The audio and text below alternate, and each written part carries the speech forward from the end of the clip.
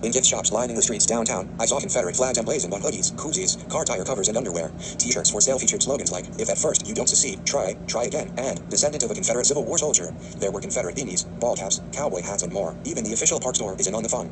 For just $29, you can get your own Gettysburg cannon snow globe, complete with a Confederate flag mounted alongside the Union one in the center. It would be a scandal and an outrage if, at the 9/11 Memorial Museum in New York, you could purchase a snow globe with an al-Qaeda flag. It shouldn't be okay for Confederate paraphernalia. The quantity of Confederate imagery at Gettysburg is a testament to the enduring power of lost cause ideology. The revisionist, pseudo-historical thesis dreamed up by defeated Southerners who maintained that the Civil War was not primarily about slavery and that the antebellum South was unfairly maligned by opportunistic Northerners. Advertisement. Skip advertisement. The park's hyperfixation on battle details and hand-wavy approach to everything else are hallmarks of the lost cause. If tourists spend all their time focused on who in the War of Gettysburg, the generals, the regiments, and the tactical decisions, they might forget to ponder the why. If the Civil War was just a regrettable sectional rivalry or a dispute with complicated and contested origins, the most interesting thing about the Battle of Gettysburg is just that it happened. Sad of its moral context, it is simply a place to learn trivia and get good deals on Confederate merchandise. But, of course, it was also the turning point in a war that nearly split the country in two, led to a rewrite of the Constitution, and determined whether black people would be citizens or property. The site of what was arguably the war's most important battle cannot shy away from its stakes: preservation of the Union and abolition of chattel slavery. There is nothing wrong with teaching granular details of military history. It is part of what makes Gettysburg special, but it is essential that visitors leave knowing what the battle meant for the country and that they feel the meaning of it.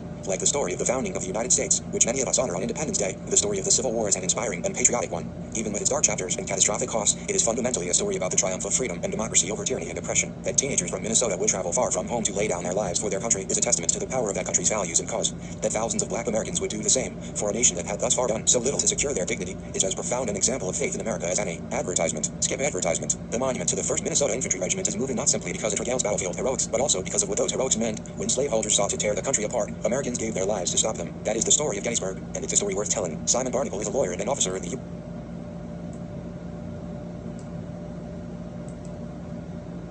Mr. Barnacle is a lawyer and an officer in the U.S. Army Reserve. He last visited Gettysburg National Military Park in April. Amid a sea of stone plaques and obelisks at Gettysburg National Military Park in Pennsylvania sits a modest monument to the 1st Minnesota Infantry Regiment. Inscribed on its side is one of the most astonishing accounts of heroism in American history. The inscription recalls how on July 2nd, 1863, the badly outnumbered men of the 1st Minnesota charged headlong into an overwhelming Confederate advance. Most were killed or wounded in the ensuing clash, but their sacrifice bought Union troops enough time to reinforce a precarious position and ultimately secure a decisive victory. With the war hanging in the balance in Washington, Philadelphia, and New York essentially undefended, it is no exaggeration to surmise that the Union itself was saved by those men in a few minutes. For these reasons and more, Gettysburg is hallowed ground, a powerful tribute to the democratic experiment and those who died to preserve it. Yet the site and the surrounding area are littered with Confederate propaganda.